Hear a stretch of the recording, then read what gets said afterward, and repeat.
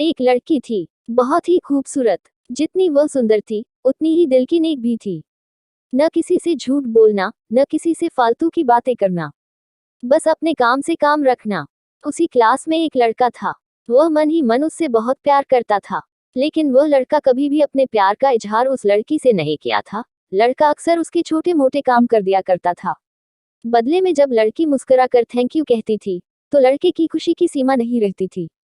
एक बार की बात है, दोनों लोग साथ साथ घर जा रहे थे। तभी जोरदार बारिश होने लगी। दोनों को एक पेड़ के नीचे रुकना पड़ा। पेड़ बहुत छोटा था, बारिश की बूंदें छन छन कर उससे नीचे आ रही थी। ऐसे में बारिश से बचने के लिए दोनों एक दूसरे के बेहद करीब आ गए। लड़की को इतने करीब पाकर लड़का अपने जज्बातों पर काबू न रख सका, और फिर उस लड़के ने लड़की को अपने प्यार को प्रजोज कर दिया।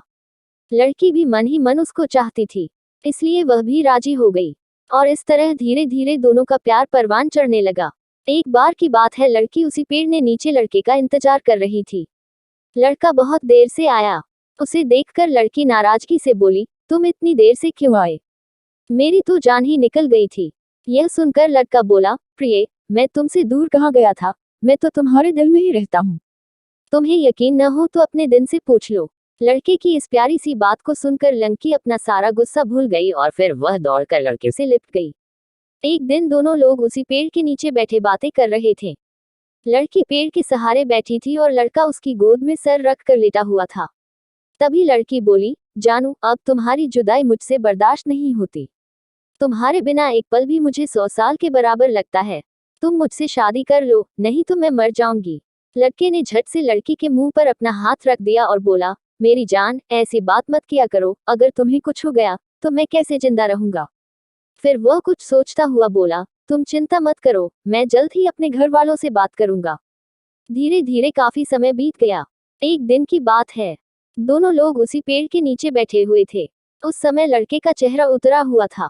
लड़की के पूछने पर वह रुआसा होकर बोला, जान, मैंने अपने घर वालों को बहुत समझाया, पर वे हमारी शादी के लिए तैयार नहीं है।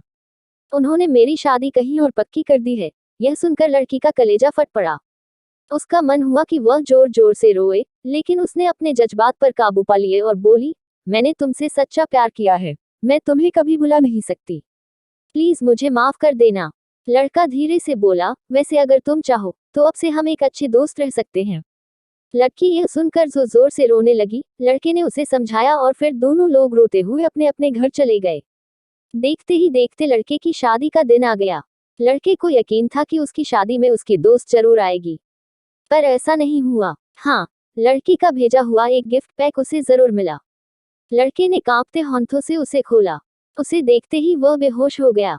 गिफ्ट पैक में और कुछ नहीं, खून से लथपथ लड़की का दिल रखा हुआ था, और साथ ही में थी एक चिट्ठी जिसमें लिखा हुआ था, अरे पागल, अपना दिल तो लेते जा, वरना अपनी पत्नी को क्या देगा।